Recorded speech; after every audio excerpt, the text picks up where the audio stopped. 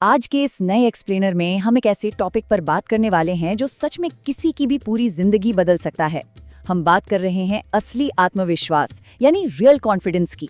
अक्सर हमें लगता है ना कि कॉन्फिडेंस तो कोई ऐसी चीज है जिसके साथ लोग बस पैदा होते हैं, लेकिन सच बताऊं, सच्चाई इसके बिल्कुल उलट है। असली कॉन्फिडेंस जन्म से नहीं मिलता, इसे एक्टिवली बिल्ड किया जाता है। इसकी बाकायदा ट्रेनिंग होती है। तो चलिए बिना किसी देरी के इसे डीकोड करते हैं। अब इस टॉपिक की डिमांड कितनी ज्यादा है, इसका अंदाजा आप इसी बात से लगा सकते हैं कि सिर्फ 7 महीनों के अंदर इस पर्टिकुलर ऑडियो बुक ट्रेंड ने 13 लाख से भी ज्यादा व्यूज बटोरे हैं। जी हाँ, 1.3 मिलियन। ये आंकड़ा सिर्फ चौंकाने वाला नहीं है, बल्कि ये साफ दिखाता है कि लोग अपनी उस खोई हुई इंटरनल पावर को, अपनी आंतरिक शक्ति को वापस पाने के लिए कितने बेताब हैं। तो चलिए सीधे इसके कोर पर आते हैं। इस पूरी फिलॉसफी की नींव इस एक बात पर टिकी है कि असली कॉन्फिडेंस का मतलब कोई अहंकार, घमंड या जोर जोर से चिल्लाकर खुद को सही साबित करना बिल्कुल नहीं है। इसके बजाय ये पूरी तरह से अपने इमोशंस को कंट्रोल करने और हर सिचुएशन में एकदम शांत और अडिग रहने के बारे में है। इसे ऐसे समझिए जैसे किसी बहुत भारी तूफान के बीचों बीच खड़े होके बड़े आराम से अपनी चाय पीना, बिल्कुल वैसी शांति। इस पूरे ट्रांसफॉर्मेशन के सफर को हम 4 हिस्सों में समझेंगे। पहला है the power of non reaction, फिर मास्टरिंग इंटरनल इमोशंस, उसके बाद फोर्जिंग मेंटल आर्मर और आखिर में बिकमिंग ट्रूली अनशेकेबल। चलिए आगे बढ़ते हैं और देखते हैं कि ये सब एक साथ कैसे काम करते हैं। तो शुरुआत करते हैं अपने पहले और शायद सबसे इम्पॉर्टेंट फेज से, the power of non reaction. अब यहाँ सबसे दिलचस्प बात क्या है पता है? नॉन रिएक्शन का मतलब ये बिल्कुल नहीं है कि दुनिया से कट जाना है या केयरलेस हो जाना है।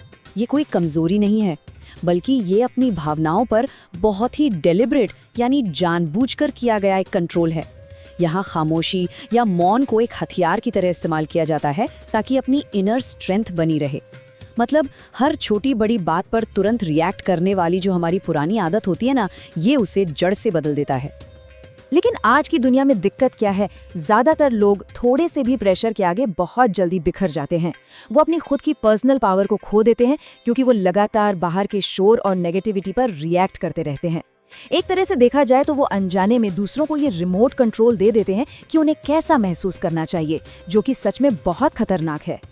यहीं से हम आते हैं अपने दूसरे फेज पर, मास्टरिंग इंटरनल इमोशंस, यानी अपनी अंदरूनी भावनाओं पर काबू पाना। ये जो कॉन्सेप्ट है ना, ये 2 बिल्कुल अलग माइंडसेट्स को बहुत ही बेहतरीन तरीके से दिखाता है। एक तरफ है हमेशा दूसरों से वैलिडेशन या तारीफ की उम्मीद करना, जो कि एक बहुत ही रिएक्टिव और कमजोर स्टेट है, और दूसरी तरफ है सेल्फ मास्टरी, यानी अपनी खुद की वैल्यू को पहचानना और उस पर अपना पूरा अधिकार जताना। ये एक बहुत ही शांत लेकिन गजब की ताकतवर मेंटल स्टेट है। और जब कोई अपने अंदर चल रही इस इमोशनल लड़ाई को जीत लेता है ना, तो उसके रिजल्ट्स लिटरली माइंड ब्लोइंग होते हैं। ओवरथिंकिंग पूरी तरह से बंद हो जाती है। मन के अंदर वो जो एक आवाज होती है ना, जो हमेशा डाउट पैदा करती है, वो हमेशा के लिए शांत हो जाती है। सबसे बड़ी बात, इंसान लोगों को खुश करने की उस थका देने वाली आदत से, जिसे हम पीपल प्लीजिंग कहते हैं, उससे आजाद हो जाता है और अपनी असली कीमत को पूरे कॉन्फिडेंस के साथ अपना लेता है। अब बात करते हैं तीसरे फेज की, फोर्जिंग मेंटल आर्मर, यानी अपना खुद का एक मानसिक कवच तैयार करना। एक बार जब अंदर की शांति मिल गई, तो अगला लॉजिकल स्टेप है खुद को बाहर की दुनिया से बचाना। मतलब अपनी कीमती एनर्जी को नेगेटिविटी से प्रोटेक्ट करना है। और कोई भी बाहरी इंसान अगर मैनिपुलेट करने की कोशिश करे तो उसे एकदम ब्लॉक कर देना है। सीधी सी बात है, हमें अपना मेंटल स्पेस इतना सुरक्षित करना होगा कि कोई दूसरा इंसान हमारी भावनाओं को कंट्रोल ना कर पाए। तो यहाँ सबसे क्रूशियल पॉइंट ये है कि जब बाहर का शोर ये तय करना बंद कर देता है कि अंदर से कैसा महसूस होना चाहिए, तब इंसान के अंदर एक ऐसी अनटचेबल ताकत पैदा होती है जिसे कोई हिला नहीं सकता। ये मेंटल आर्मर किसी भी तरह के बाहरी प्रेशर या मैनिपुलेशन के खिलाफ आपको एकदम इम्यून बना देता है। कोई चांस ही नहीं कि कोई आपको डिस्टर्ब कर सके।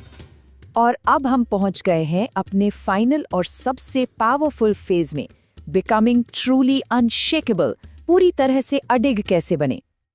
अब तक हमने जो भी फिलॉसफी डिस्कस की है, चलिए उसे कुछ बहुत ही प्रैक्टिकल और कॉन्क्रीट स्टेप्स में ब्रेक डाउन करते हैं।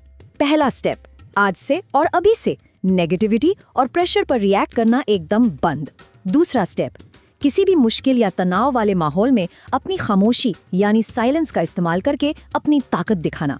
और तीसरा स्टेप, जब आप ये दोनों चीजें करने लगते हैं तो आप जिस भी कमरे में कदम रखते हैं वहां बिना कुछ कहे अपने आप ही सबका रिस्पेक्ट कमांड करते हैं।